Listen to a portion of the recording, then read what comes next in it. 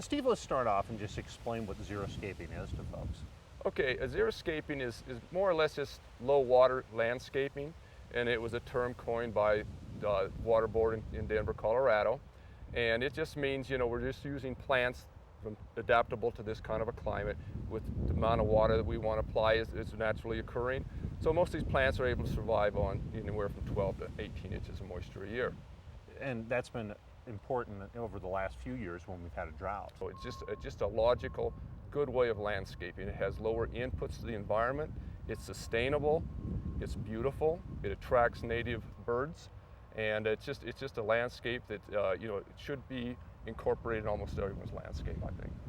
Bob, we're out here in the 1700 Plaza. This is a landscape that contains our native plants that the settlers would probably come across as they travel through the Rocky Mountain area.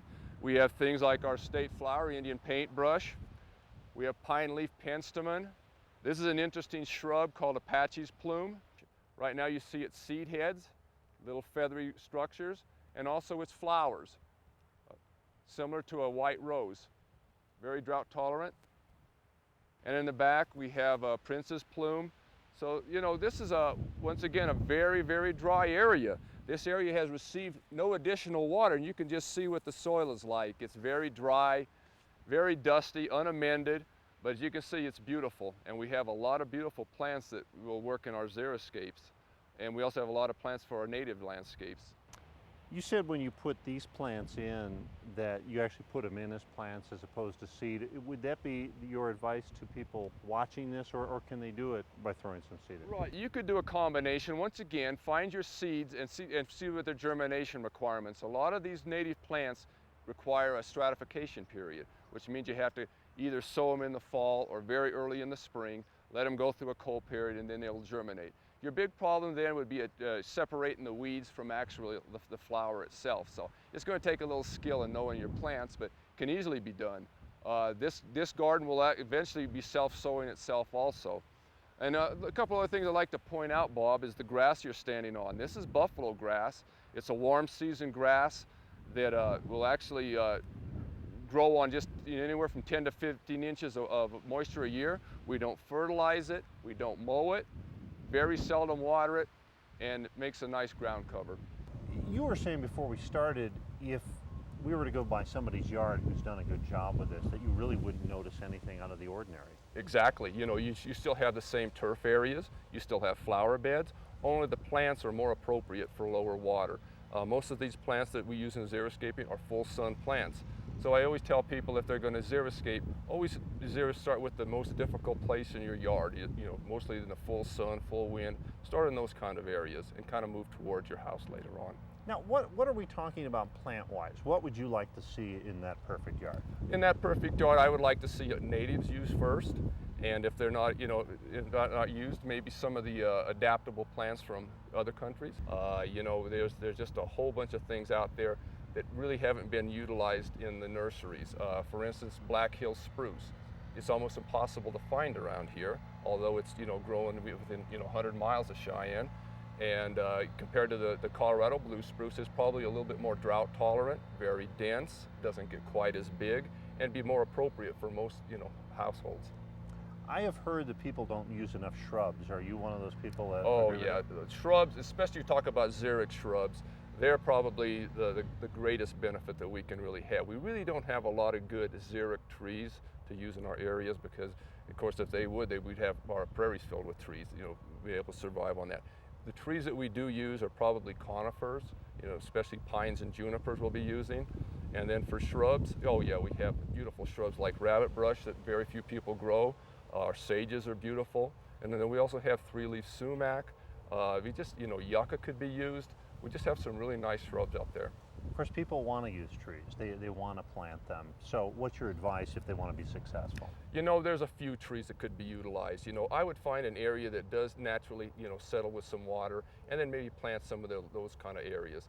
A lot of these trees that are adaptable will grow slower than they would in a wet environment with perfect soils. So once again, siting is very crucial for it. I tell people if they want instant shade, maybe consider a pergola or some kind of an arbor structure to build, maybe around the deck, which is very beautiful, and then maybe grow vines along it. You were talking just a second ago about places to put things. Could you expand on that a little bit more? How am I going to have a successful yard so things don't die instantly? Yeah, exactly. And you know, we should talk a little bit about establishment. A lot of these plants, when you do find them, put them in, you do have to water them, you know, just to get them established. But once again, you know, watch, you know, I would put conifers maybe on the north and west side of your yard, maybe to block some of the wind. Think about deciduous trees, maybe on the south side of your yard, maybe the east side, you know, to kind of block some of the sunlight and allow the leaves to drop in the winter and allow solar to come back into your house. So there's a lot of different things. And then at that point, you can put different kinds of things understory. But what you want to do is group your plants by the water needs and also by the exposure and adaptability to the soils. You know, if you try to put a xeriscape maybe around some mature trees, like for instance a Colorado blue spruce, you're going to have trouble establishing it because you're going to be competing with a huge root system.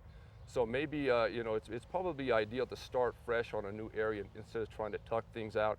Don't try to put a xeriscape garden in the middle of your bluegrass lawn, you know, because it's going to be watered, you know, about the same way too.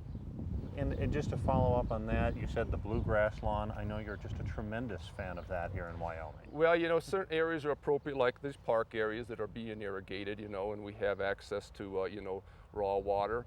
But, you know, for most houses, you know, I tell people if you really want a xeriscape, select a xeric grass. Once again, you know, maybe buffalo grass isn't appropriate to Laramie or some of the higher climates, but, you know, you could sure use things like crested wheatgrass at those higher altitudes, and they would survive easily on, you know, anywhere from 15 to 20 inches of moisture a year compared to 50 to 60 inches for bluegrass. So the savings would be significant. The bluegrass really is your big water sink in the landscape. Some people think part of xeriscaping is to put rock in their yard and that kind of thing. What's your thoughts on that? You know, once again, you know, the mulch rocks are fine. You know, some plants really like those. They gather heat. They're kind of static. They kind of will be an area that will be hard to maintain later in time because they will be defeated by weeds encroaching that will blow in. But in certain areas, I would say if it's a very shady area and you can't grow anything back there, maybe put some rock in those kind of areas and turn that into maybe a storage or a utility area. Maybe expand your deck. Maybe take up some of your yard with a nice big deck. So there's different options you can use. And I wouldn't rely solely on rock. I mean, that's not really landscaping. What about some type of a water feature in your yard? Is that a good idea? You know, our objective is maybe to attract some of the wildlife, you know, to our gardens. Something like a small water feature in an area would not use any more water than most areas, probably a lot less. Now, is that something that's also maybe going to spread a little bit more moisture in the area? You know, there'll be a little bit of evaporation, but most of these plants, you know, true xeric plants really don't need that extra moisture. And a lot of the true xerophytes will actually probably perish if you actually water them quite a bit. You know, if you give them anything more than 20 inches a year, like our cacti, you know, you have a good chance of losing them. What are we looking at here? Bob, this is a garden that was established a few years ago that uses actually 0 additional water. As you can see, there's very few weeds in here. It's not because we are out here weeding it all the time, just because it's so dry that we have very little weed growth. But what we do have here are a lot of native penstemons. They're actually self-sowing and very beautiful garden. This is once again a raised up garden for drainage because if we get too much water in here, it'll actually kill these plants.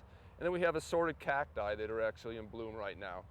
These are from Colorado, these choyas, the taller ones, and then we also have a lot of flat pad cactus, opuntias, and like I said, a lot of these are in bloom. This isn't a typical landscape that you actually is very inviting and want people to come in and actually do things in, but if you have a corner of your yard that you just want things to look interesting as a focal point, maybe in a smaller scale, this would be some nice plants to use. Steve, tremendous advice. Thank you very much for joining us on Wyoming Signatures. Well, thank you for coming to Cheyenne Botanic Gardens today, Bob.